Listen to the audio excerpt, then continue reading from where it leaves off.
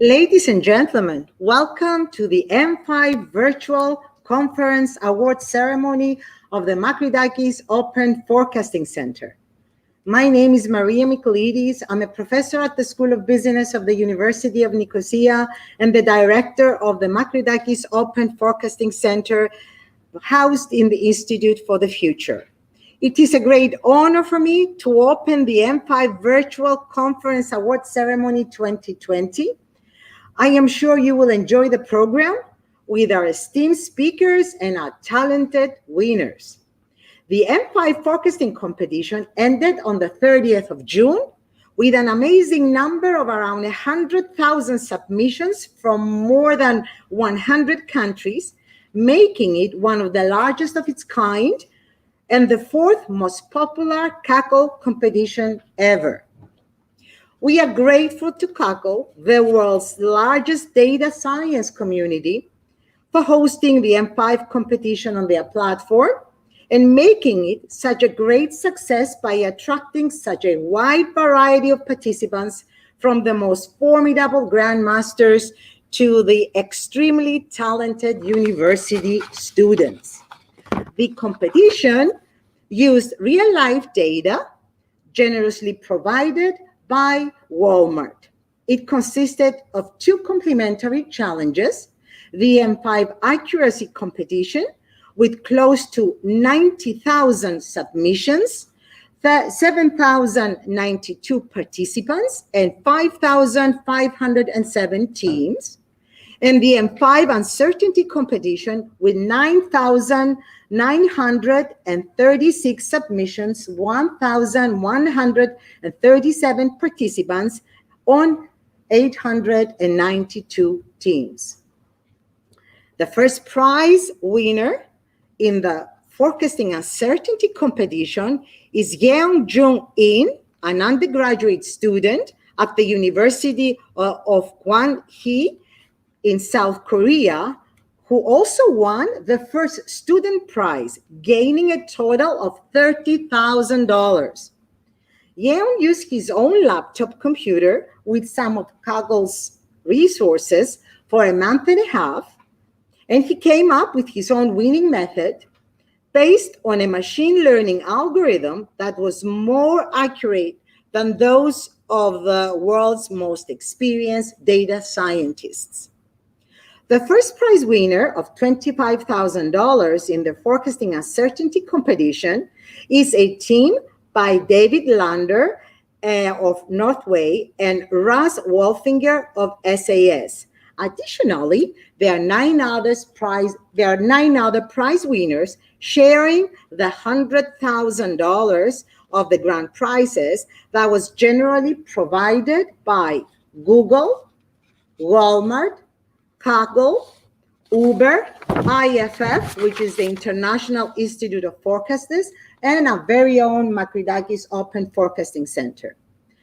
The partner organizations of the M5 were the National Technical University in Athens, Greece, and INSEAD. The prizes will be given out today by Kaggle, while the M5 conference is scheduled to take place in New York City in May 2021, provided the COVID-19 pandemic allows it. The M competitions have now established themselves as a major forecasting event for advancing the theory and practice of forecasting. Their findings and conclusions are followed closely by the forecasting community and are published in a special issue of the International Journal of Forecasting. Similarly, the M5 is expected to be published towards the end of 2022 and will include new knowledge about how to improve the accuracy and also uncertainty of forecasting in the retail business, and how firms can improve their customer satisfaction while reducing their operating costs at the same time. On behalf of the Makridakis Open Forecasting Center, we would like to express our sincere gratitude and appreciation to the sponsors, partners, participants, and mostly the University of Nicosia for their unique support and contributions. Warm congratulations to Professor Spiros Makridakis, the founder of the M competitions, on his exceptional achievement. Thank you. Now I would like to call and welcome Mr. Andonis Polemitis, the CEO of the University of Nicosia, for his opening remarks.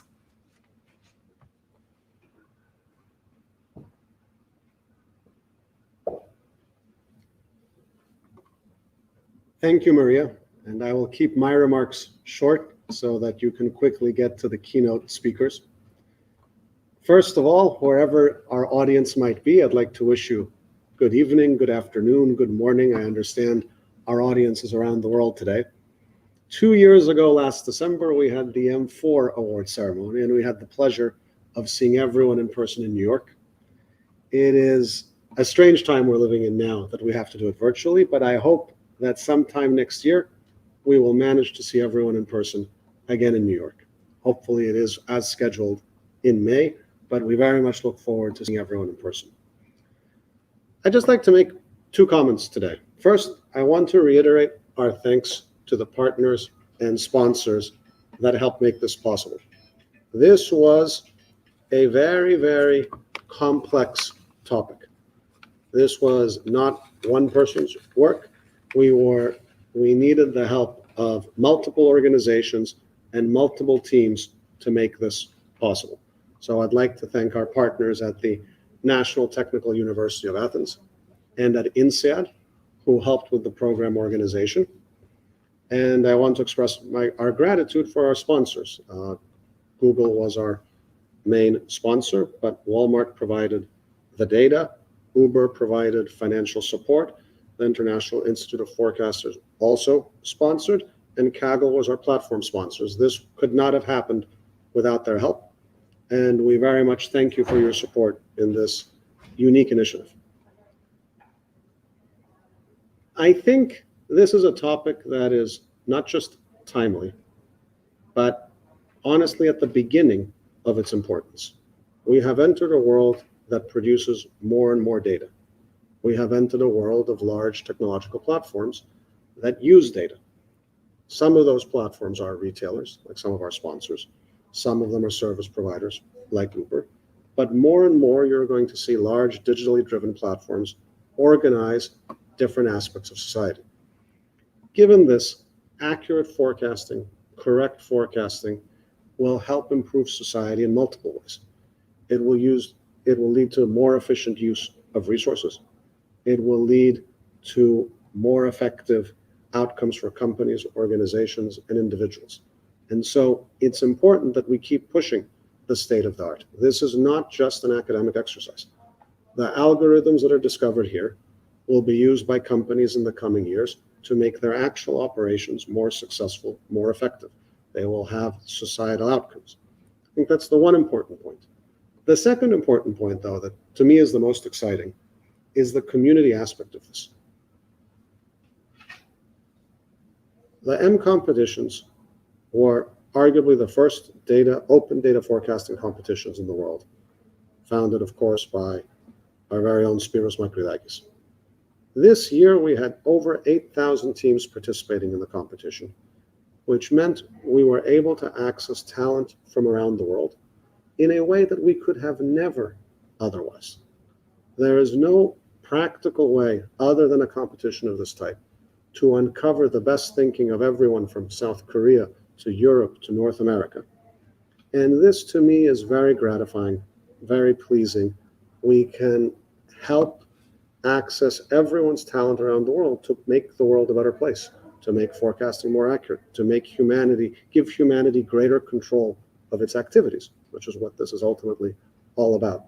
So I want to thank again our sponsors. I want to thank again our collaborating academic institutions. I would like to give a tremendous thank you to the teams that spent their time and energy participating. Obviously, this wouldn't exist without you. And of course, to Spiros, who made this all possible. I hope everyone enjoys the ceremony. I think we have a very interesting agenda, both with technical talks and learning about the prize winners. So goodbye from me, and I hope it is not goodbye, but we'll be seeing you in person again next year. Thank you very much, everyone.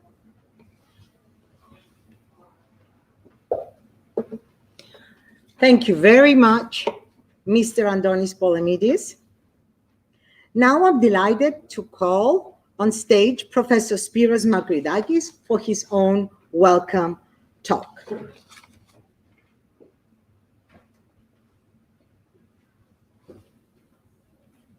Thank you, Maria. And can we get the presentation? Okay. The first thing that I would like to do is I would like to thank our sponsors and keynote speakers. And the first person, Chris, I would like to thank him particularly because not only he helped us with sponsoring the competition, but his paper with Brandas on the M4 competition gave us the idea that we have to move and do the M5 and organize it. The second person, Brian, from Walmart, gave us basically the data, and I know that it was not easy to get permissions to give us the data because companies are worried about competition. The third person, Addison, he helped us a lot with running the competition, and we want to thank him particularly, and together with Kaggle.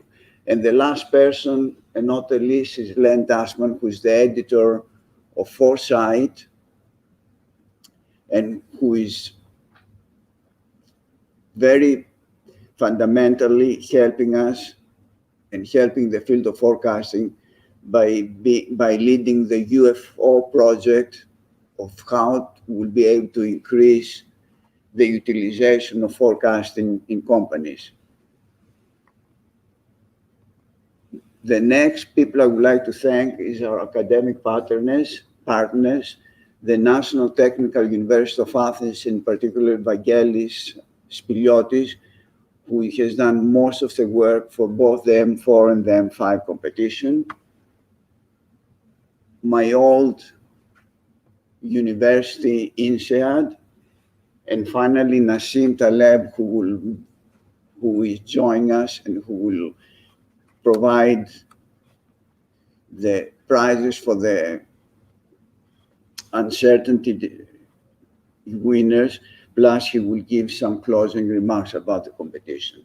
So let me come now, in the last is the University of Nicosia and Adonis Polemidis, who just spoke, who basically gave us all of the resources to do these competitions. So what I would like to do is I would like to go back, and going back is really going back to 1979, where we did the first study that was the pre-M competitions. In this study, we found out that very simple methods were more accurate than complicated methods.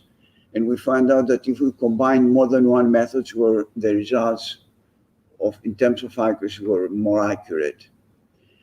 This was not what they believed at this time, and we had a lot of reactions by statisticians that they told us that the reason we found these results was because we didn't know to run the complicated methods correctly. And this led to doing the first competition where we didn't run the methods, but other people ran the methods, and we found the same results. And it started the whole process. But then people were telling us that, look, the reason you don't get good results is because we don't put human judgment. So we do the M2 competition where we put human judgment, and we found out that human judgment did not improve the results. It took some time. It took about a decade, 7 years later, to do the M3 competition. By this time, computers were much bigger, so we could have many more series, more methods, more participants. But still, the results did not prove very much the forecasting accuracy.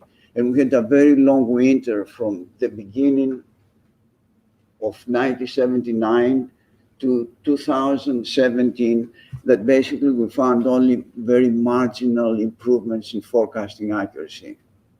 And it was really depressing. And this depression and the spring came with the M4 competition, where two methods not only improve accuracy by close to 10%, but I estimated uncertainty in a really amazing way, very accurately. So we went to the M4, we increased the number of series, we increased the number of participants, and now we're in the M5 that I'm going to spend a little time describing it. The first and most important thing is that if the method that was used by the winner was 22.4% more accurate than the best statistical benchmark. That's a very big improvement. In the M4, we had only 10%. Here, we double it. And this is a chart that I guess describes what happens in the M5 competition. You can see the data was hierarchical, and the data had we had 11 level of hierarchies. At the top level, the difference in between the red point and the blue point is very big. Watch the camera. Watch at the camera. The difference is very big. And as we go to lower levels of the hierarchy to the product level, then the accuracy decreases. So this is a chart that shows that on the average, we have a very important improvement in overall accuracy. And this improvement decreases as we go down the hierarchical levels. The other one that we did in addition to the accuracy was the uncertainty. And here we have again the same situation. At higher levels of the hierarchy, we get big improvements. As we go down the levels of hierarchy, the improvement becomes smaller. In addition to the hierarchical levels, this chart now shows the performance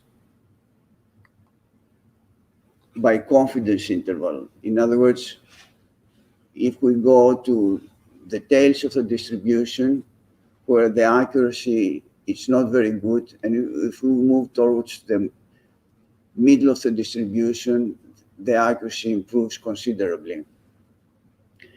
I guess I don't have very much time to explain more in these three graphs, but you are going to find them, and you're going to see them and see the improvement that comes at each hierarchical level, at each confidence interval, and it's significant, and it's in both cases a little more than 20%. Okay. Now, I don't have very much time to get into more of details about distribution.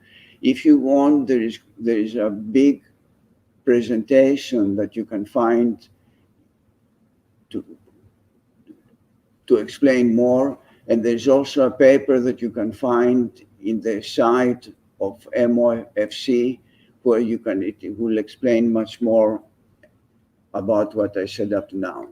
Now, I would like to finish by asking a very important question. And this question is, what is the value of experience and expertise in forecasting? And this is the winner of the competition. He's an undergraduate student who has little experience in data science and practically no experience at all in forecasting. And what he managed to do, his method managed to come the first and beating 7,091 masters and grandmasters. His method, one machine learning method, managed to beat all of the other methods, and it was used by most of the top 50 competitors. Now, what this means in terms of practicality is that before, in order to be a good forecaster, you had to have a lot of years of experience, not only in running statistical methods, but also in knowing very well forecasting. It seems now that the new methods, that they are based on artificial intelligence, the machine learning methods, they don't require this. They require somebody to understand how these methods work, to fine-tune them, and then improve their accuracy and get very good results. Which means that we're getting into a major shift in the field of forecasting, going from somebody who has to be a very good forecaster and to know the statistical methods and to know the field of forecasting, to somebody who is an outsider and who knows how to manipulate artificial intelligence methods to get accurate forecasts. The last thing that I would like to say is about another winner, the student winner, who took a course in January 2020 about machine learning methods. And he managed to come seventh, and be able to beat all of the other students and most of the masters and grandmasters. Again, he didn't know anything about forecasting, and he did very little, he had very little experience about machine learning methods. So basically we're shifting and we're getting to another situation where the machine learning, the artificial intelligence, how to use it and get the most out of it. And I'm going to finish here, and thank you very much for listening to me.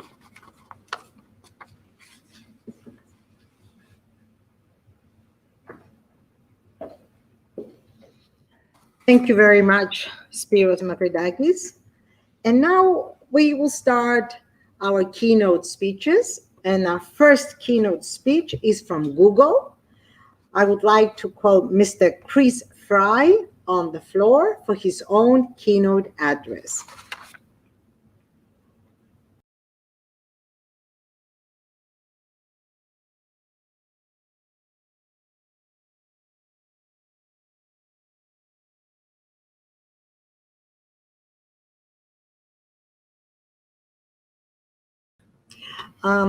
Chris, you are muted. Could you please unmute your microphone?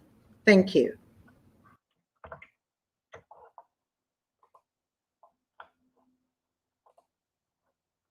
Can you hear me now? Yes, welcome. Oh, wonderful. Thank you so much for having me, and congratulations again to the winners of the competition. I'm very excited to be here. It's an honor to be giving a talk at this ceremony today. And you're able to see my screen as well, I hope.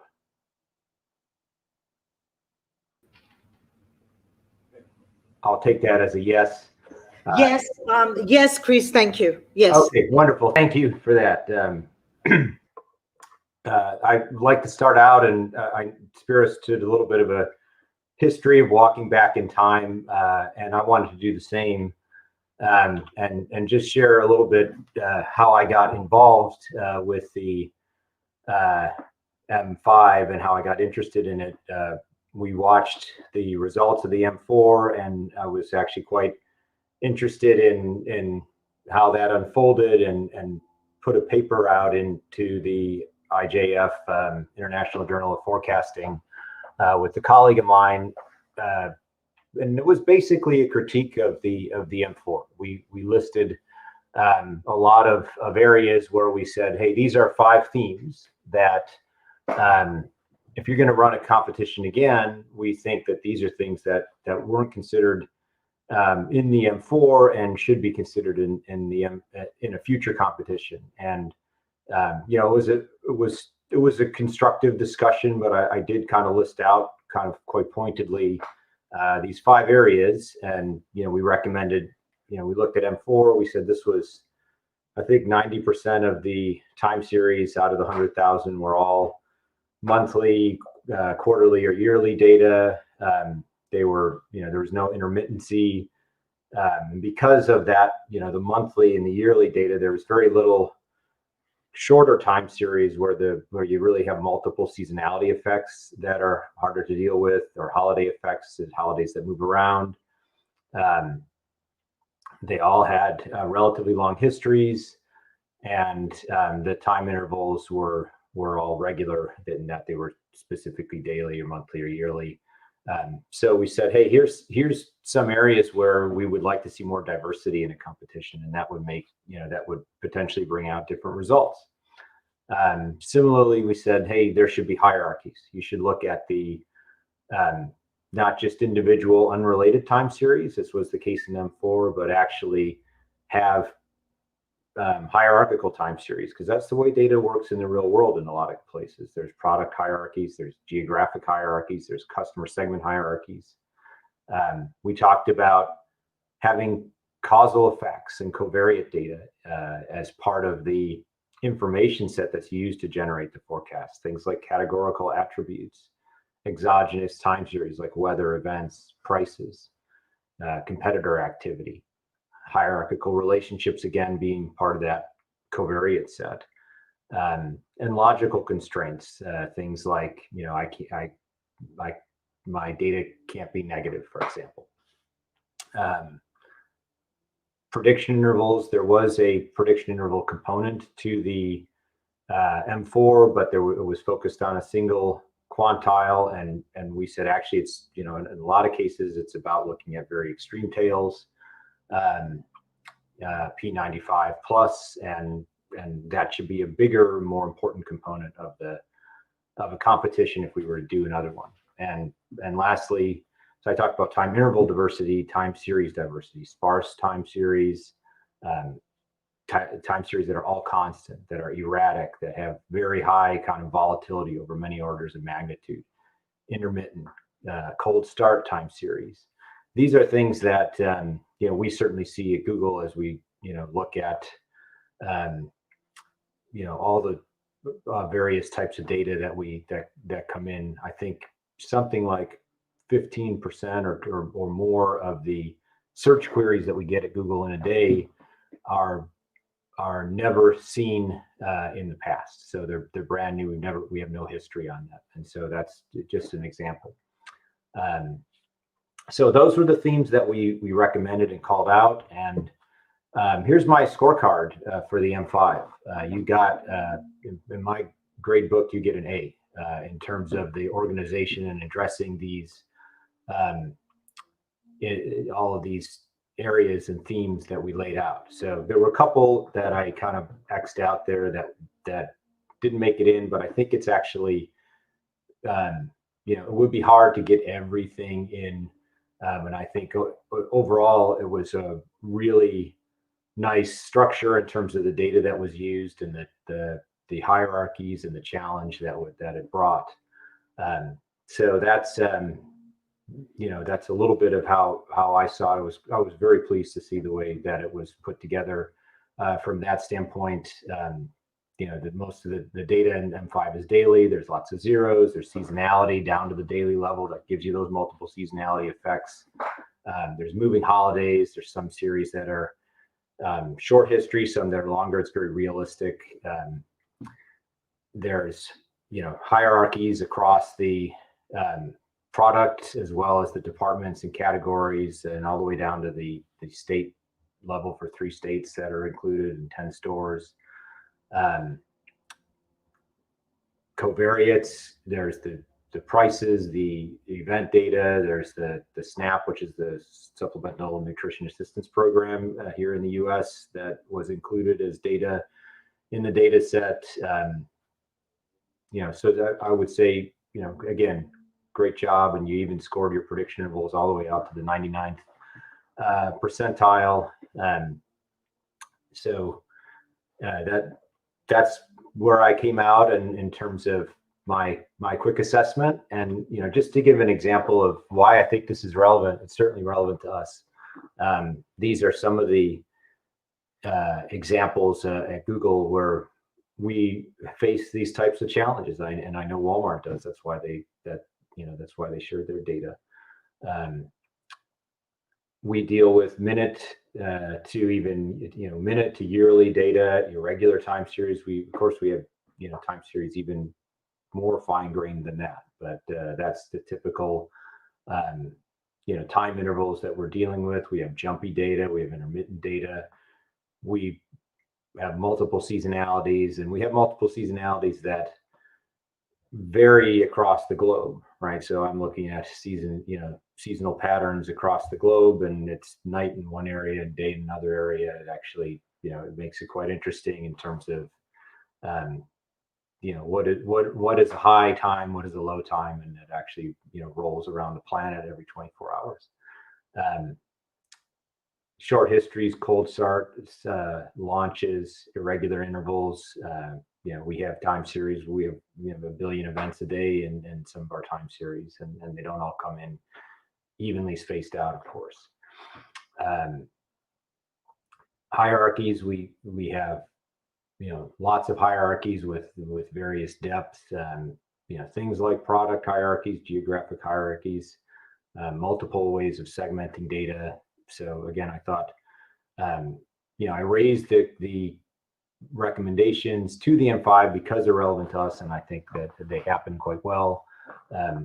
We deal with numerous and varied covariate effects. We of course have weather, we have price impacts, we have COVID-19 policies, and there was a bunch of work published by Google around traffic patterns as a result of governmental policies to shelter in place or to close businesses, and what the effect was on traffic patterns from that. So that's a nice example there. Hierarchical relationships, the prediction intervals, we often have predictions where we're trying to understand behavior at the 99.5th percentile or even higher. So that's a challenge for us, and so I was glad to see it in the competition. We often have issues where we have one tail of the distribution, either the right tail or the left tail driving the risk, and so that was not a direct component of M5. You assess both tails, but I think that's fine. And on the time series diversity, all those things that I listed are things that are challenges here, and there's additional diversity across the businesses and applications that we face. So I hope that at least paints a little bit of a picture of what our thoughts were, how the M5 did, and why we felt it was relevant, not just to a competition for the sake of a competition, but actually to the practice and what we do here at Google. I'll just make a couple thoughts. So it wouldn't be in character not to make a few suggestions for a future competition as well. So if I can take a moment, and I asked Spiros if it would be okay if I made a couple of thoughts here. So one is the challenge of single submission competitions. And I know this is the way we've done it and the way Kaggle is set up, where we're essentially asking competitors for the evaluation. They're submitting their forecasts, and in the case of the M5, it was a 28-day forecast, and that's what's evaluated, is this little yellow stripe here. And we had a window for validation, which was the red stripe, that was evaluated first for informational purposes as competitors kind of practice, and then we show them the answers to the red, and then they submit the yellow, and that's how their result is determined. And so, you can imagine this was the actual length of the training data. Now, not every series in this training window was available for that entire blue area, right? So some new products would come in, some would drop out, but that's the amount of training information we had. And then we had these very short kind of testing windows that were single submission windows. And that's as much the 28 days. I know I read the M5 analysis. That is the forecasting window that is of interest for Walmart. So I know that they chose that window, but it does make this very short period. And as I mentioned in my last bullet here, the contest results are subject to the uniqueness of that test window. And I think if we I haven't done a full statistical comparison of all the characteristics of that yellow stripe versus the rest of this history, but there's always some uniqueness in any given window. So our thought on M6, and I was really excited yesterday to hear, Spiros, that you will do an M6. I think that's wonderful, and hope to be a part of it. And so here's our first idea, which I wouldn't say is a new idea. This has been done even back in the electricity forecasting competition. I think I lost my cursor there, but in the footnote in the lower right here, there was an electricity competition back in 2014 where this rolling origin forecast evaluation was done, and that is what I would something like that is what I would recommend for M6 if we're able to do it. And in fact, I know that interestingly, you actually had wanted to do this originally, right? So I know there was this talk about having 6 different submission periods, and at the time I thought, oh, that sounds like hell for if you're going to participate, and now every week you have to, it's like you're having 6 contests and you have to resubmit. So I think that's one way to do it, and we've been brainstorming a little bit. Perhaps there's a way to do it that's similar to the way that at Google we evaluate forecasts internally. I don't know if folks saw my talk at ISF the other day. We do a lot of backtest evaluation of our forecasts internally, where we're essentially submitting the code and rerunning the forecasts using historical windows. So what I've tried to draw in this picture here, I don't know how clear it is to folks what my intent was, but you train on the blue, and then you submit not just one forecast that's 28 days long. And again, it's kind of sticking with the M5 data as an example, but you submit your model. And we can set up a framework within Kaggle.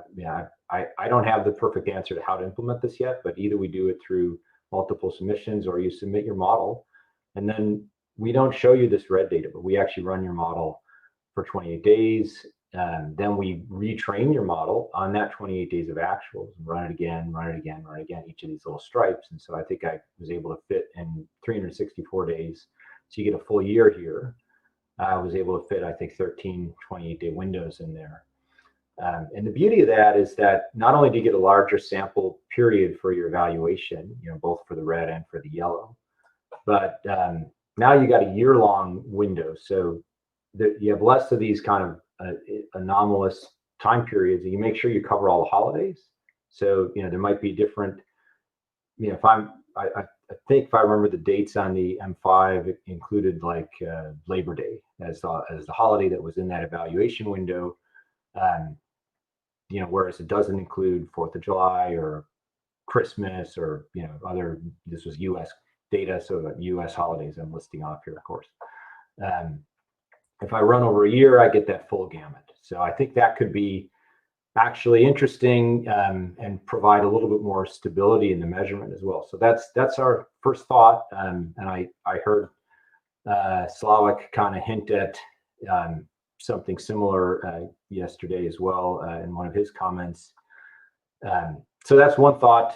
Maybe we can look toward doing something like that for M6. Another one was around the weighting across the hierarchies. So, I screenshotted out here your summary of the 12 levels that were used, and I think there were very clear reasons, and actually myself and Casey Lichtendahl from our team were involved in helping to define the metrics for the M5. So we take as much kind of ownership for where it landed as anybody. But there was an equal weighting across these 12 levels, which, because of the density of the different types of hierarchical structure that's in this kind of upper section, 75% of the participant score was driven by these top kind of 9 levels. And those were, as Spiro showed in one of his charts, those were arguably kind of the, it's a different forecasting challenge. They're more predictable, less volatile. The accuracies tend to be higher. And 2 minutes left. That did have an impact on the score. And then the bottom 3, was where we had the disaggregated series with high noise, high intermittency. So that was, I think, one of the balancing that we could reconsider in a future competitions. How do we do that? And how do we align it with the operational costs, the inventory costs, the depreciation, stock out, spoilage costs that tend to happen at these lower levels, where I've actually got specific product in a specific location that if I don't sell it, if it's meat and I don't sell it, it's going to spoil, right? So those are some of the considerations that I think, if now we take our lessons learned, maybe it's something we can do in the future. And my last slide here, I just kind of sketched out or plotted out the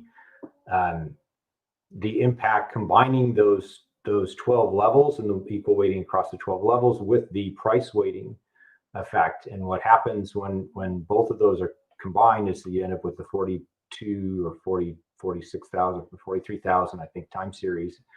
And the competition, 90% of the weight in terms of the sales dollar volume that was assigned comes from, something like around 5,000 series, which was around 11% of the total series. So that's, in some sense, that's probably the way it should be, and that's representative of the business circumstance. But it also creates this interesting, kind of situation as a competitor, where if I focus on this left sliver here, my chances of if I can do well on these series, I'll actually do very well in the competition, even if I ignore these. And I think for folks like Walmart that are looking for a robust model that can help them across all of these areas, especially considering, this may be the sales dollar volume weighted distribution, but perhaps the cost of access, the cost of inventory, the cost of spoilage is actually, more driven by some of these other pieces. So that's the other area where I think in the future we can, think a little bit differently, perhaps, and get creative around how we do the scoring to bake in some of the actual business impacts of some of the costs. So that's all I had. I did want to say one more thing, if I may, if I can stop sharing my slides now. That in terms of walking back down history and memory lane, this is the book that I used to learn about forecasting, and this is the 1987 edition of Makrodakis's forecasting book. I still have it. It's what inspired me to get into the field of forecasting, and so I wanted to take this opportunity to say thank you for inspiring a whole community of folks over many generations to get involved in this field and continue to do so. Congratulations again on a great competition. Chris, thank you so much. Thank you also for the suggestions for M6. We will be looking at M6 very, very soon. Thank you again. Now, our next keynote speech is from Walmart. Mr. Brian Seaman, you have the floor. Okay, let me just share my screen real quick.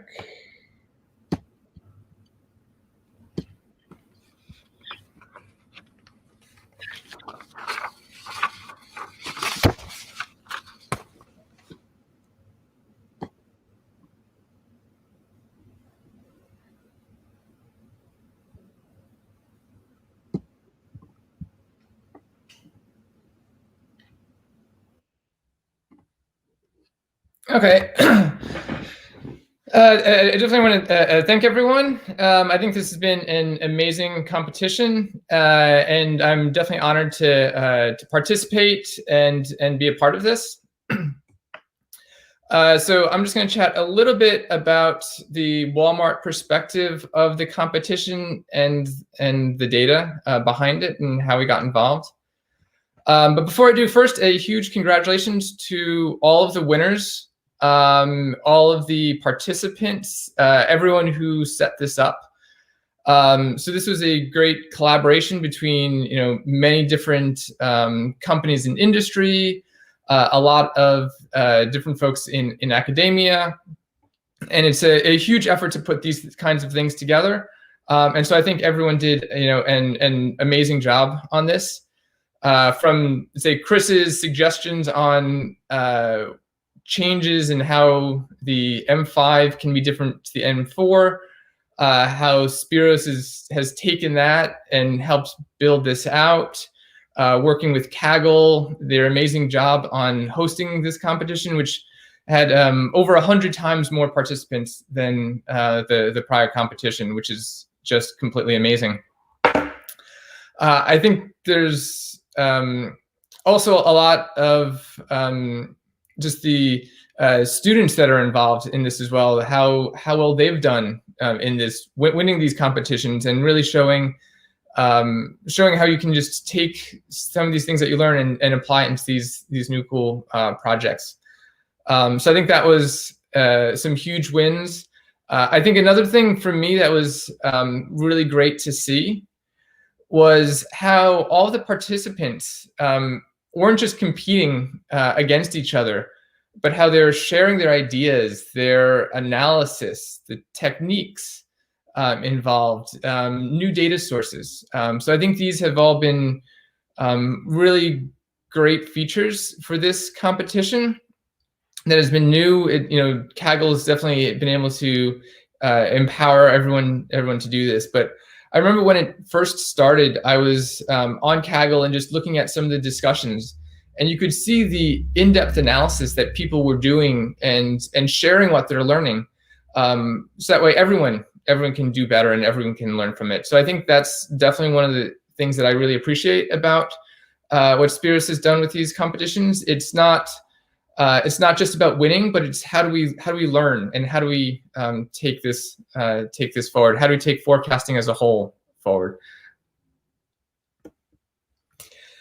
And so I just want to chat briefly about why forecasts are important at Walmart, because that's one of the reasons that we're definitely involved. We're heavily vested in forecasting and data science, and so it touches nearly every aspect of what we do. So inventory management, how much inventory should we have? Capacity planning, from everything from the warehouses to the stores themselves. How many people do we need working at any given moment in time? Which items should we sell? If it's going to be a high seller, where should it show up in the store versus a low seller? We're a publicly traded company, so we have financials is extraordinarily important to how we run our business. Real estate prices, where are we going to have new customers? Where can we expect growth to happen? Network capacity from large sales events, like how much compute power do we need to maintain our site? And then supply chain, how do we know when people are going to purchase things, to have drivers in place and trucks in place, and how full are they going to be? So it touches nearly every aspect of how we do business. And so this is something that's very core to how our company operates. And so it was definitely great as a company to get involved with the M5 competition. And so as all of these varied problems kind of come into focus, we end up with a large number of challenges. And so one is the size of the data. Worldwide, we have approximately 10,000 stores. Each store has, 100,000 items in it. So we're at, definitely billions of different store item combinations.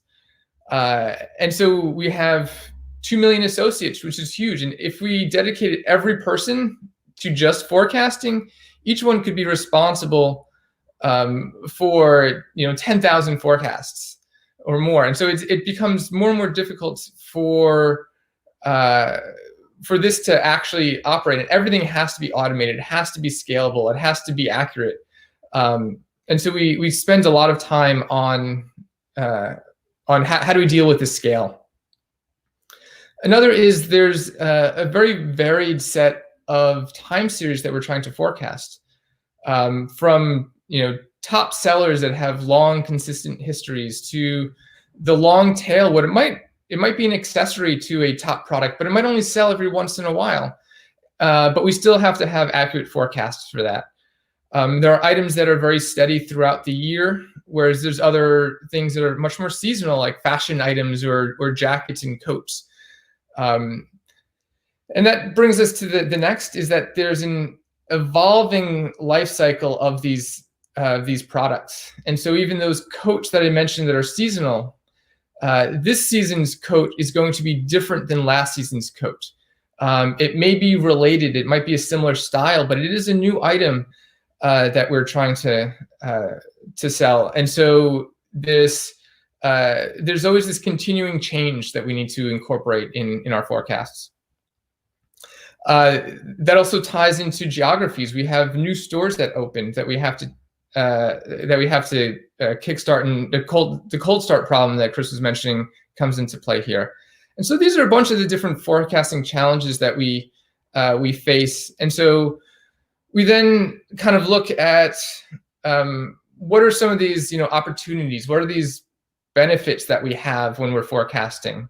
And all of this was tied into how can we take these ideas and generate a worthwhile, reasonable, important aspect of these forecasts and time series that we can then use for the competition. So one, to deal with scale, you can move to the cloud. It offers tremendous scalability, reliability. You can do batch processing and not worry about the fixed costs as much, which is great. We have a lot of relationships between the items. So there's a product hierarchy. There are these aggregations that we deal with. There are also things like we will know that one item is a replacement for another item. And so you can take these pieces of data and tie it in to help you improve your history, improve your forecasts. And then there's all the extra data that we've spoken about. There are the different events. There's Halloween and Christmas, and Valentine's Day and Labor Day that we know are going to be events that happen every year.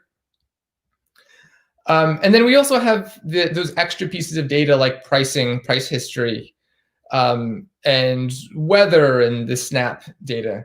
And so these are a lot of the different kinds of data that we use. We also use inventory data. You're not going to sell the item if you don't have it in stock.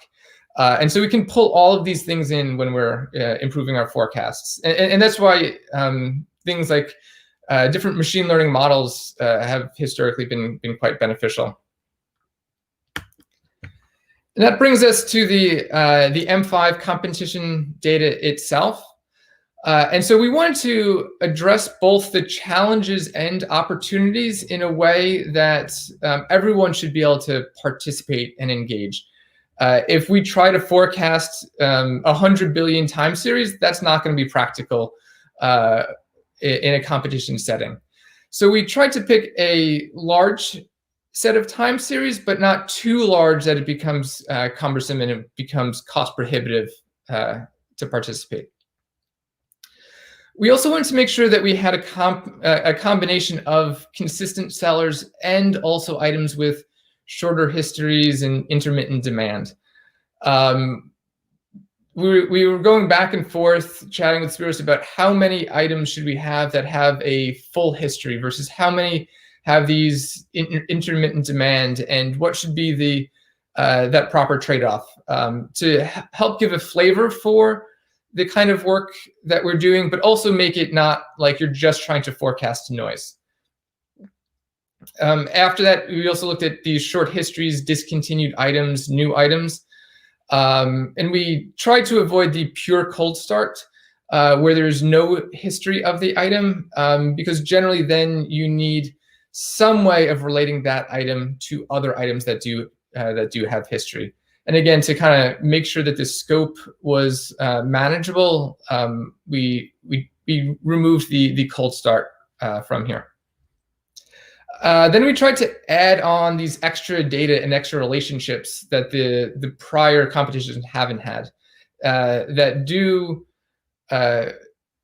more replicate the kinds of work that we do in industry. And one is the item relationships, and in that context, it was the hierarchical data, both the product taxonomy as well as the geography itself.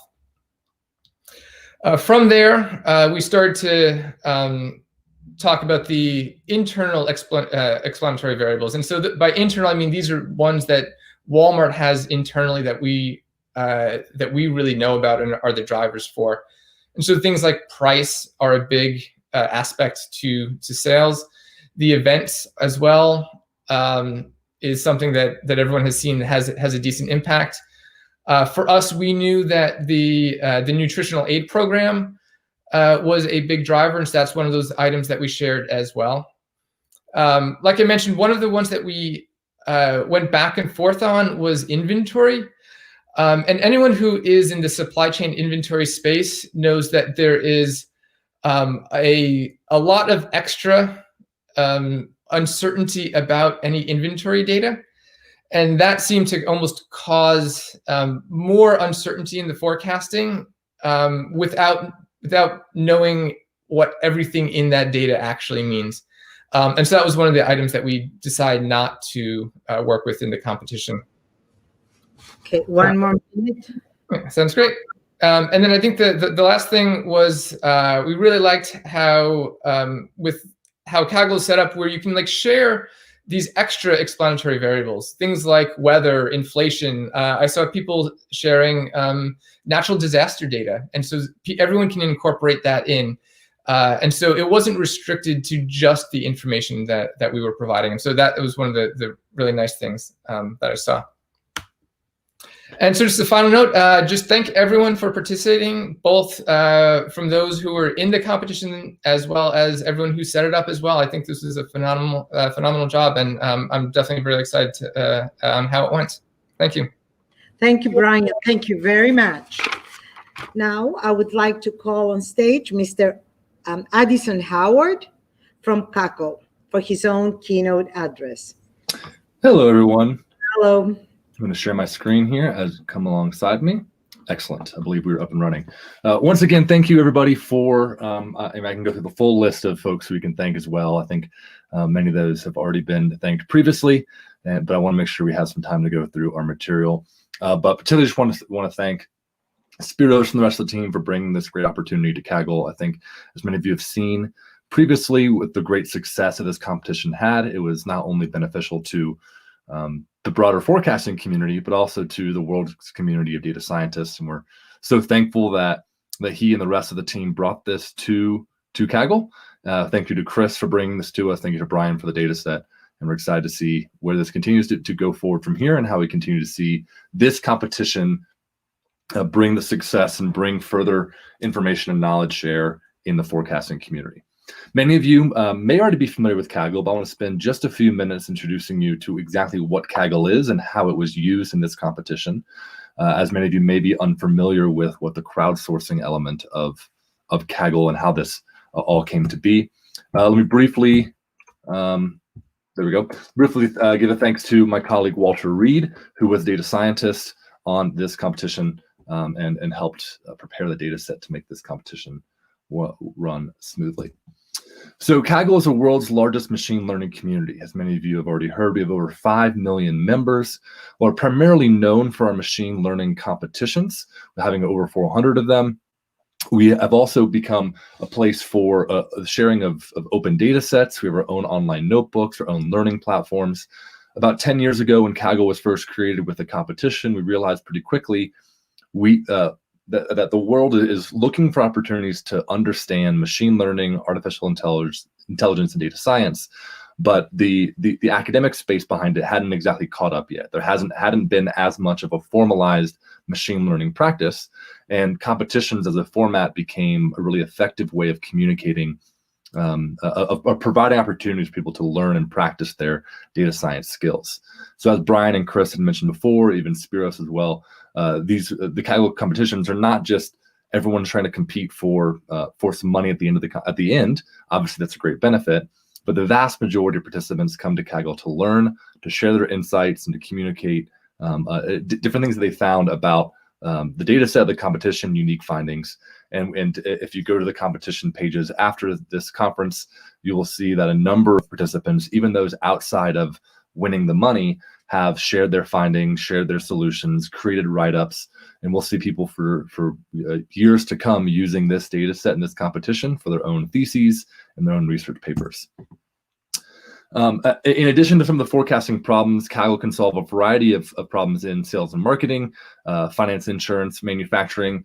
As you can imagine, these are competitions we've actually run, including things like spotting distracted drivers. We can train computers to identify when a driver may be distracted. That could reduce the number of injuries on the road. Or maybe we can reduce the manufacturing time in the factory, or we can detect or we can predict the customer lifetime value for a company. Looking at medicine, there's a number of elements where we can try to take some of the repeatable processes out of the hands of doctors, so that way the doctors can provide more of their creativity and more of their human interaction where that's needed, and maybe like making X-ray identification automated. Or can we grade student papers to try to remove bias out of grading? A variety of things where we can essentially put it in the format of, given X data, predict Y outcome. We can then create a format for people to, we can create a format that can help solve real world problems that we're dealing with today. So typical format of a Kaggle competition, many of you may be aware of how competitions like this operate. This is how we set up the M5 competition this year. We will provide a full data set to participants that includes historical data. Let's say, for example, we're asking, will someone default on a loan simply based on their age and income? People then take that data to train a model, and then followed by that, they will then try to predict whether or not, we'll then provide them, with an additional data set where we've removed the answer key. And they then submit their predictions, and the Kaggle platform automatically scores those predictions based on an evaluation metric. Now, what happens is participants can then submit multiple times, try to get some feedback based off of that input. It's a little bit different for our M5 competition, and I'll get into that in just a little bit, but that allows them to immediately get feedback on how accurate maybe their model was, and then provide that and use that feedback to iterate and provide additional improvements to their model. And the Kaggle competition itself already supports a leaderboard, making sure that the data set is being appropriately split. One thing that is pretty important in competitions, as I think I saw a little bit in the chat earlier on YouTube as I was watching in here, is there's always a concern in a competition format of overfitting. And I know a lot of people in the forecasting industry may be familiar with this as well, where you don't want to have a model that is simply continuing to refine it on itself, that it's actually not applicable or generalizable outside of that exact specific situation. So we will take, I should go back to this slide, we will take this data set, we are predicting on the test data, and we will split it into a private and a public split. That way, that allows participants to get some feedback on the data set to iterate, but in fact, the true evaluation set is withheld to determine the winners. That allows people to, again, improve their models without allowing for any cheating.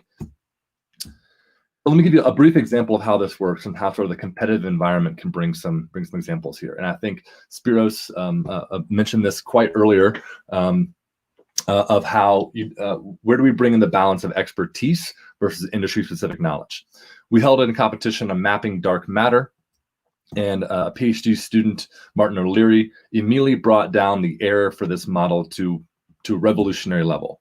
The White House here in the United States wrote and said, the world's brightest physicists have been working for decades on solving one of these great unifying problems.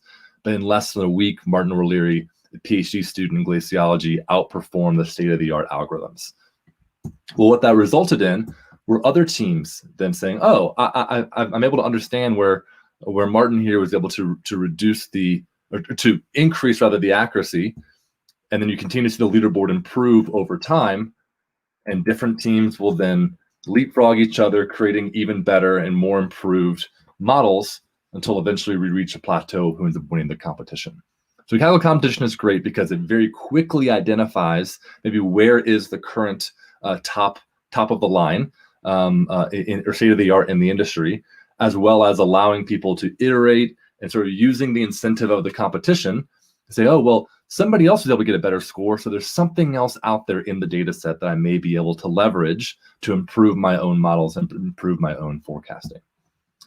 We've worked with a number of other companies. We actually worked with Walmart in the past, holding a couple of recruiting competitions for their data science program. We're excited to work with them again. But let's specifically get into the elements of this competition. As was noted before, we ran two separate tracks of the competition. One was to predict accuracy, and one was to predict uncertainty. Uncertainty, unbeknownst to us, would become very important given the current climate, and understanding how predicting a variance or a possible variance down the road in inventory could be incredibly useful for supply chain and for different organizations. We had tens of thousands of submissions in both competitions, hundreds of thousands of unique page views. As mentioned previously, really blew any expectations of participation out the water. In the accuracy challenge, we had over 7,000 participants, making it the fourth most popular Kaggle competition of all time. In the uncertainty challenge, we also had over 1,000 participants on about 900 teams, over 100 countries. These are some of the top scores. We used a different metric for each competition to try to better represent exactly how, or to represent truly the best model becoming the top of the line and winning the competition. But something I want to point out here, sort of these last two representing collaboration. This is something that people had mentioned previously in their keynotes. There were 765 public notebooks shared for the accuracy competition and just shy of 100 for the uncertainty competition. These are people sharing their insights, which you may think in a competition, why would you share their insights? Because it's creating a collaborative environment for people to better understand, share techniques, and allow people to continue to further their own education, their own processes and research in this space. Now, many of them may not share the exact secret sauce that wins the competition until the very end, but this still allows people to get started. Maybe people like some of our winners who had very little background in data science from the beginning. It gives them a starting point that can then let them continue to further the industry one step beyond that. As noted, in addition, there's a number of discussion topics and messages, anywhere from the very basics of understanding where the industry takes place, presenting research papers from previous M competitions and M conferences, as well as a number of tips, techniques, tricks, asking kind of some water cooler type talk, if you will. Saying, has anybody tried this methodology yet? I'm getting stuck here. Can anybody take a look at my code? And you get a lot of collaborative environment through that space. And finally, I want to note that it was so exciting to see, not just as was mentioned at the very beginning of the presentation, that we saw increases in accuracy of 22 to 24%. Great, thank you. 20 to 24%, but also that a number of teams beat the highest statistical benchmark. And so you'll see here on the accuracy competition, our leaderboard on the left, and on the right, I drew this line to show you where the top statistical benchmark was. In the accuracy competition, that benchmark was eclipsed within the first 7 days. And in our Uncertaintyi challenge, it took about 14 days. So it's so exciting to see the way that these competitions have continued to further and press the boundaries of the state of the art in forecasting. And we're excited to have been a part of it. And I want to say thank you again for the time. And we look forward to seeing where this goes from here. Thank you so much, Addison. Really, thank you. We conclude this part of our ceremony by a very interesting talk on the practical value of the M competitions by Len Tashman, who is the editor of Foresight, the International Journal of Applied Forecasting. Len.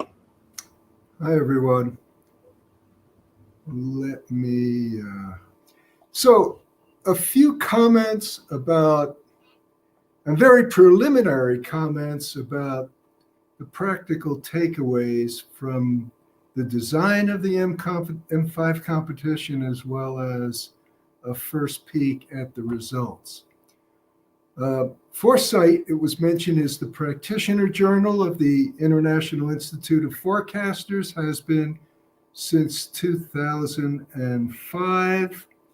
And we have already printed several articles about the M competitions, including a preliminary take on the M5, and we will continue to do so through next year and the year after that. When I look at the design of the competition, I see some really good news for learning and also some wait and see news. So let me just make sure you can see the screen.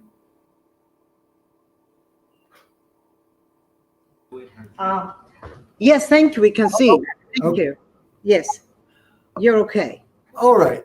There's a lot of good news from the data base of the M5. It was based on real data in real time with a real role for knowledge of the business environment. I think the only other M competition like this was the M2 30 years ago, but that was much more limited in scope and information provided. I was something of a skeptic about what we could learn from some of the prior competitions up through the M4, because we didn't have real dates and domain knowledge, the basis on which most industry forecasts are made. This one does, so this is a huge advance. And as we know, the data are hierarchical and thus representative of the product line and the geographic distribution of retail, manufacturing, distribution companies. The data could be temporally aggregated as well, daily to weekly and so on. A nice feature. And as Brian pointed out, the data were not all nicely behaved time series. They included intermittent series and many other thorny forecasting challenges. I wasn't sure about new and replacement products. I believe Brian addressed that there were data on replacements, although not on cold starts. I think the business world, certainly the retail sector, and certainly the larger companies in the business world, they're on notice that machine learning can be a valuable component of their forecasting methodology. We do need to pay attention to it. And I think this is the beginning of a new world in that respect. But we need to wait and see how life-changing the lessons of the M5 are. This is not to be a skeptic, just to be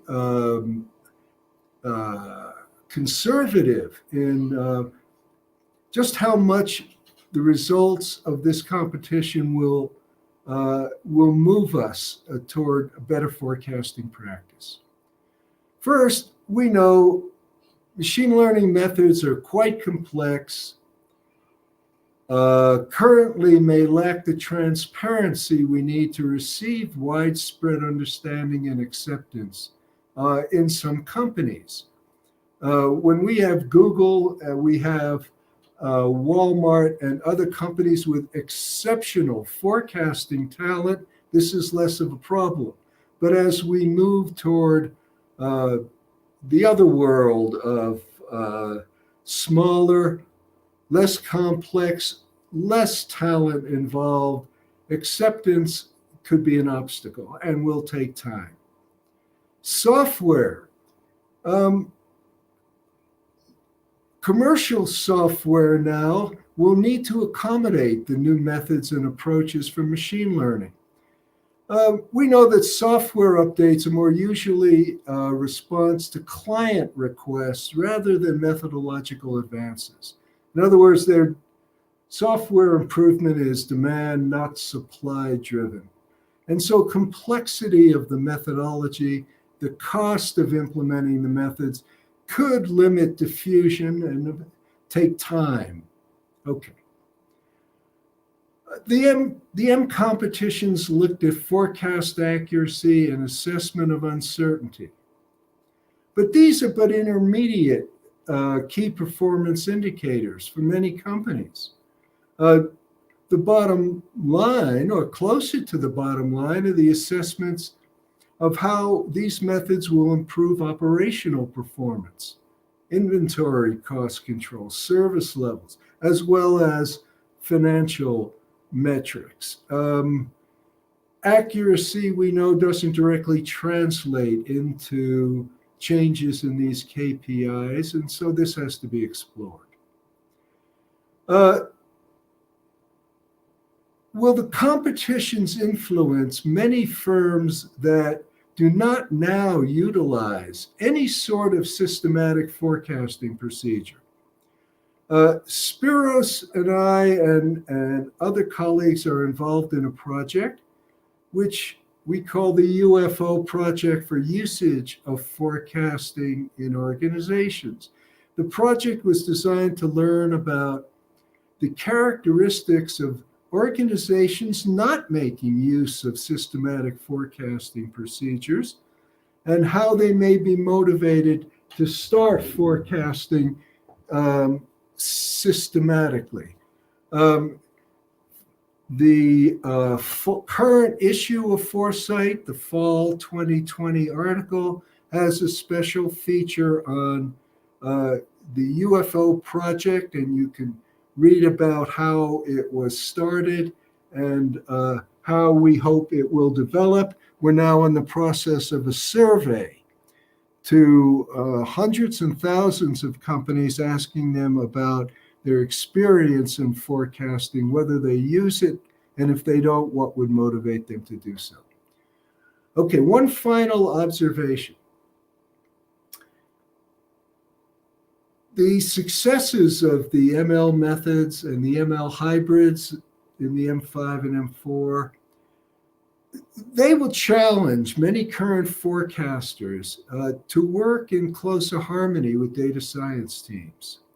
We need that harmony to develop and present forecasts that are acceptable and understandable to executive decision makers. If this synergy occurs, I believe we will be taking a huge leap forward in forecasting practice. So I thank you for the opportunity to provide those remarks. And again, my congratulations to the winners of the competition. Thank you, Len. Thank you. Thank you very much.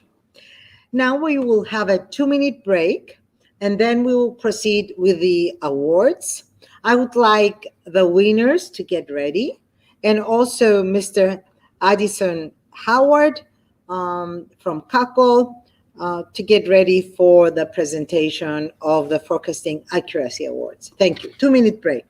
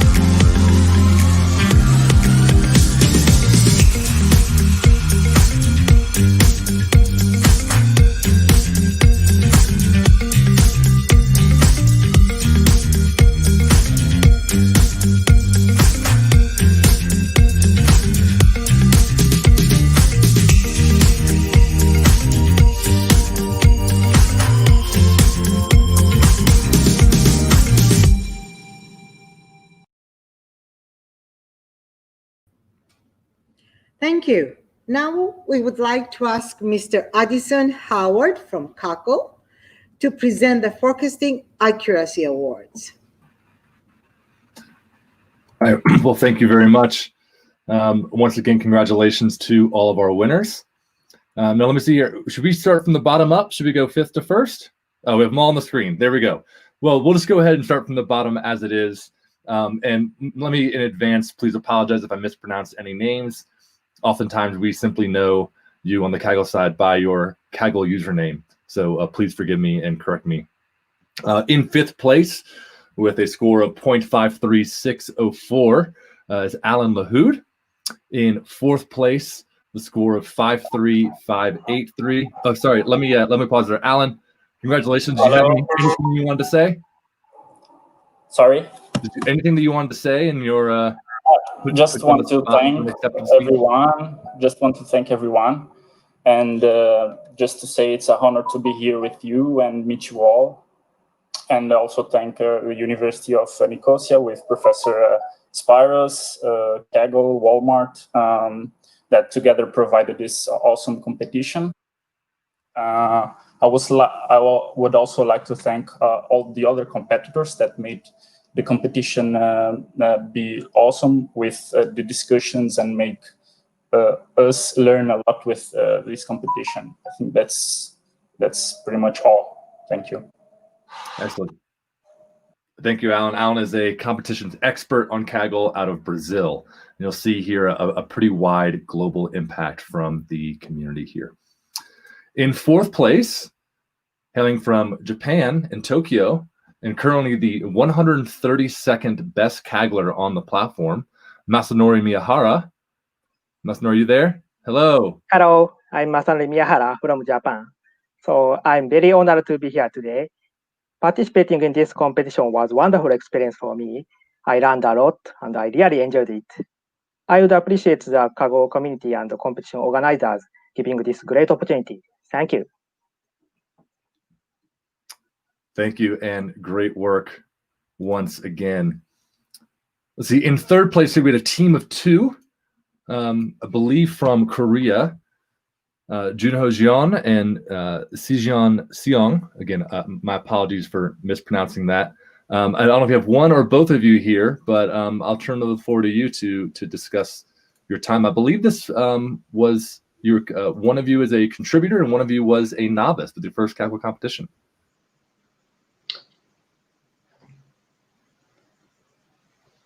Hello, I'm Yuno. Firstly, we would like to thank the organizers and sponsors. We're very glad to accept this award, and we've learned a lot of things from this great competition. We hope that COVID-19 ends soon so that we can share our idea next year in the conference. Thank you. And again, John, thanks so much. This was John's first competition on Kaggle. So again, always exciting to see people come from a variety of backgrounds, a variety of experiences as well. Next coming in out of Munich is a Kaggle expert, Matthias, I want to say it's Anderer. Again, apologies if I mispronounced that. Hello there.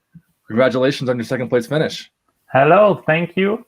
Anderer is the pronunciation in German, but never mind. So thank you also from me to Mr. Makridakis, Professor Makridakis, and the whole M5 team, also to Walmart for providing the data. I know data is always very precious and it's not usual that companies share it a lot. I want to thank all the sponsors, also Kaggle and Google with Colab for providing those massive amounts of compute power for free to the whole community. I want to thank the authors of the NBeats architecture and also the implementation authors of the Gluon-TS framework. Without such frameworks, this wouldn't have been possible. And especially I want to thank Konstantin Yakovlev and Stefan Rabanzer, who provided the public kernels on Kaggle that I massively used, and without those it wouldn't have been possible. Overall, the whole Kaggle community is super great, and without them this wouldn't have been possible. And I take Chris Fry's talk as a challenge, because my solution basically exploited the 11%, and I'm really looking forward to the M6 competition with more focus even on the intermittent bottom level signals. Thank you. Thanks again. Currently ranked 67th in our overall Kaggle leaderboard for all competitions. And just to let you know that this wasn't simply luck for him. Just 1 month ago, he actually finished 11th in an audio classification challenge around classifying bird songs. So looking to see how a lot of that has translated across multiple events. And finally, as a professor said earlier at the beginning of the call here, our first place winner is a student from South Korea. In fact, not only winning the overall first place prize of $25,000, also was our top student rank, which is an additional $5,000. So very exciting about that. Let's bring in our first place winner here to discuss. Hello there.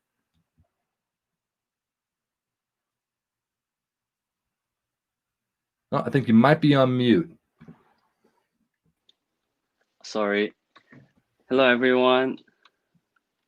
First, thank you very much. It's an honor to accept this great award. I really didn't expect to receive this award, since I think I'm not worthy. So I really appreciate all Kagglers who gave me so much insight and learning, and also all the organizers for holding the competition. Thank you so much, and have a nice day. Congratulations to all of our winners. As an additional note there, our top winner in the accuracy challenge is our 27th, is currently our 50th best Kaggler, and is an expert in other areas on the Kaggle website. So again, congratulations to all the winners. Thank you so much for showing up to the conference and the great work that you have done that will continue to further the industry of forecasting. I'll hand it back over for the presentation of our Uncertaintyi competition winners. Thank you, Addison. Thank you very much, and warm congratulations to all the winners of the accuracy challenge. Let's move on now. I would like to call to the floor Nassim Nicholas Taleb, who will be presenting the Focusing Uncertaintyi Awards. Hi, good morning. Good evening, everyone. Yes. I don't. We need the words with the new system, because everybody's in a time zone, so there's no more. Hi, everyone. So I'm going to present as an option trader. It's always an honor for me to give an award to people who focus on uncertainty rather than focus on direction. Given that you trade volatility, basically you're trading the spread that will happen. So I'll imitate and go from the number 5 up. Congratulations to Ka Ho Tsang, $2,000 for for the 5th place. Hi, is he here? John. Ka Ho Tsang is not online, but we would like to congratulate him. Yeah. Yeah. So long as you can find him to give him the money, Maria. Please, it's very important. Okay. Yes. Thank you. Okay. Let him know he has the money. Okay. Now, Masakazu Mori. Where's Masakazu? Is he? Yeah. Hi, Masakazu. Congratulations. Thank you. Thank you. And how in real life, I'm going to tell you, in real life, it's much better to predict uncertainty than to predict direction, because you can predict direction and blow up, but if you predict uncertainty, you're protected from blowing up. Thank you. I'm proud to be part of such a grand ceremony. I'd like to thank the organizers and the participants of this competition. I'm very honored to receive this award. I got valuable experience through this competition. Thank you. Welcome. Great, you're welcome. Now, next, number 3, Ioannis Nasios. Ioannis, are you there? Congrats. Are you Cypriot or are you Cyprus?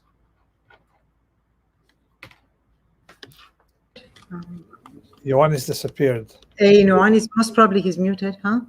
He's not on? No, he was on. He was shy, so he saw us and ran away. Okay. Ioannis, you have $5,000, and that's it. Congrats for this. Okay. All right. Congratulations, Ioannis. Let's move on to number Nikolai 2. Romanov. Mm-hmm. Nikolai, where are you? Nikolai. $10,000. Good evening, everyone. $10,000 for Nikolai. Thank you for this award.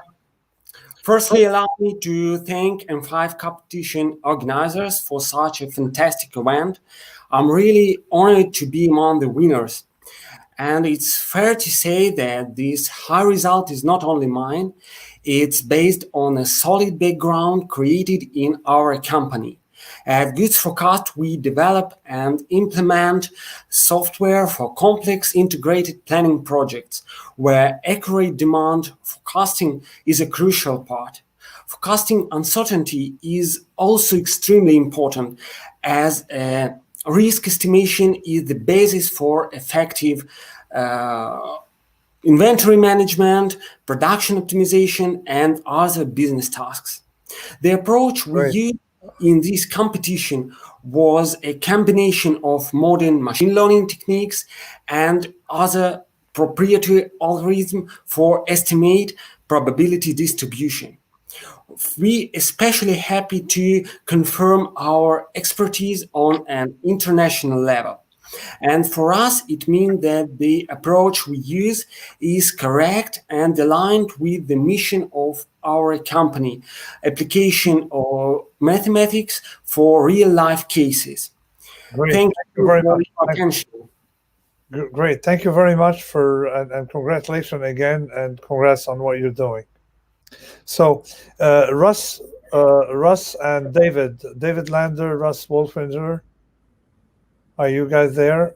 Congrats on having the 25K. Don't spend it all in one place, though. Spend it on many different meals and parties, and not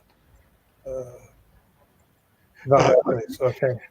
Thank you, Nassim, and my fantastic teammate David was not able to join us today, but on behalf of him, we certainly want to thank all the organizers and Walmart, Google, all the fantastic teams at our favorite data science platform, Kaggle.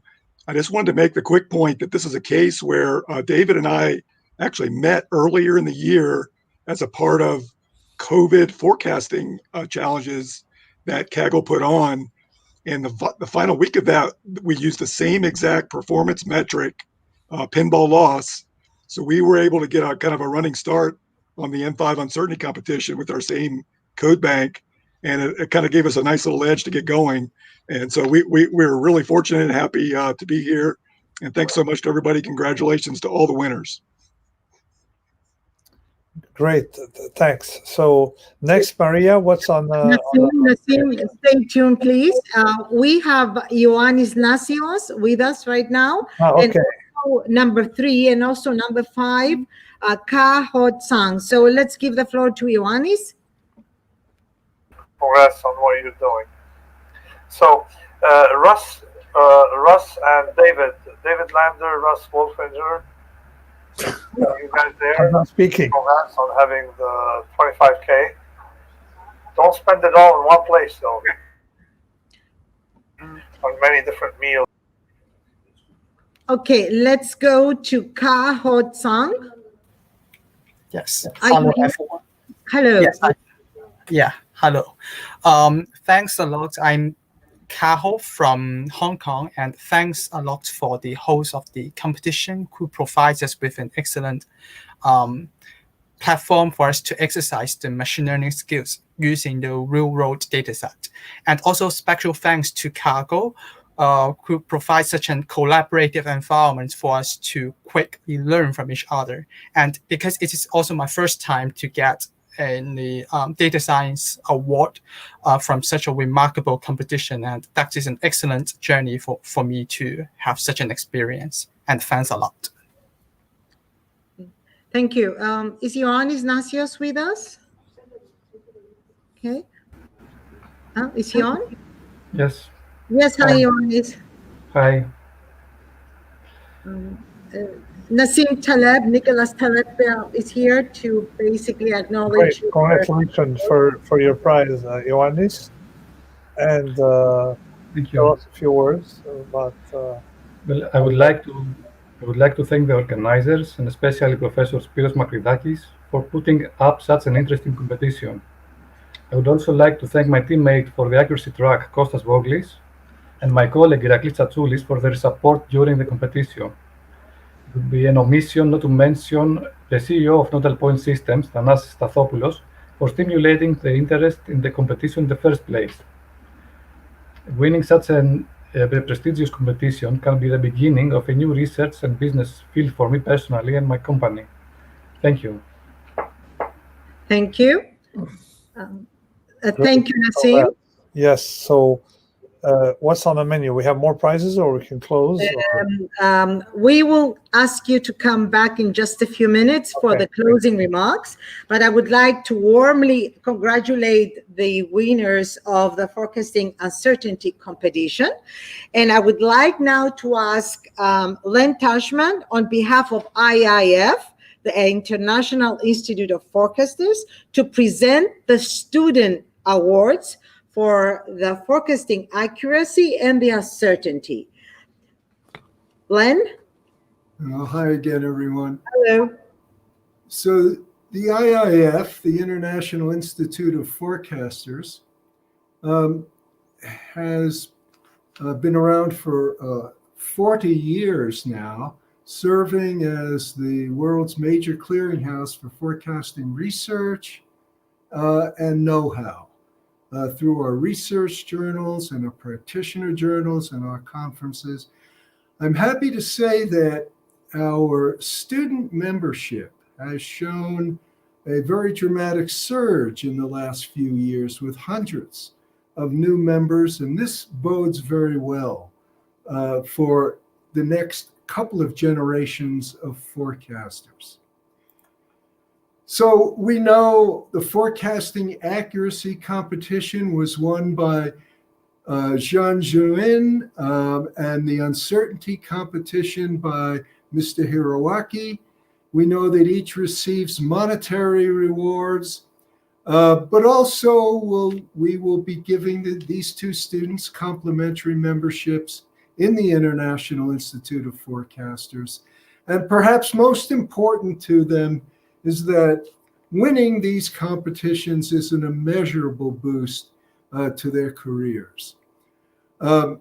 Hiroaki has a bachelor's degree from Waseda University in Tokyo and says that he began studying machine learning only in January of this year. I'm still a beginner, he said, but participating in this competition has been a great learning experience for me. Jian Juin, still an undergraduate at Kyunghee University in Seoul, has been a student of machine learning for a few years and has honed his data science skills through internships as well as other Kaggle competitions. So on behalf of the IIF, I offer our welcome to the students to the forecasting field and our congratulations to these two aspiring data scientists. Thank you. Thank you very much, and warm congratulations again to the student winners. We will now proceed with the closing remarks. I would like to call to the floor Nassim Nicholas Taleb. The floor is yours, Nassim. Great, thank you. I'm again extremely honored to talk about forecasting.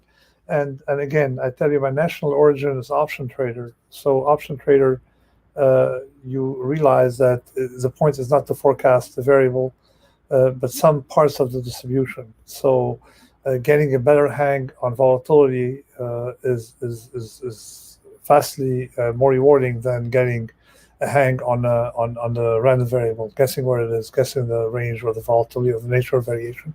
And the second thing is also guessing the distribution of the maximum or distribution minimum of random variable, because you can be what we call blown up, ruined. Experiencing ruin can be it's a main problem. Surviving is usually 80% of the game. So, and I suggest adding for future competition, and I know because from discussion with Spiros that we need distribution to get people to guess the mean and of the extrema, the upper bound of distribution or lower bound, the extrema of what we have from random variable. Anyway, so I'm extremely honored to see, to be able to speak here, and very impressed with this evolution of this program, and I congratulate University of Cyprus and particularly Spiros for this, because, and I'm so impressed with Spiros, who had this idea that he carried over throughout centuries, where people who were born after he started the competition are starting to win it. Again, extremely honored to be here, and huge congratulations to the winners, and thank you again for all of you, and especially Spiros. Nassim, thank you very much. Thank you. And from the University of Nicosia in Cyprus, we look forward to seeing you in Cyprus very soon. Okay. Yeah, thank you. Spiros Makridakis would like to say a word before we close it. Spiros? Well, I would like to thank everybody for your participation. I would like to thank the University of Nicosia.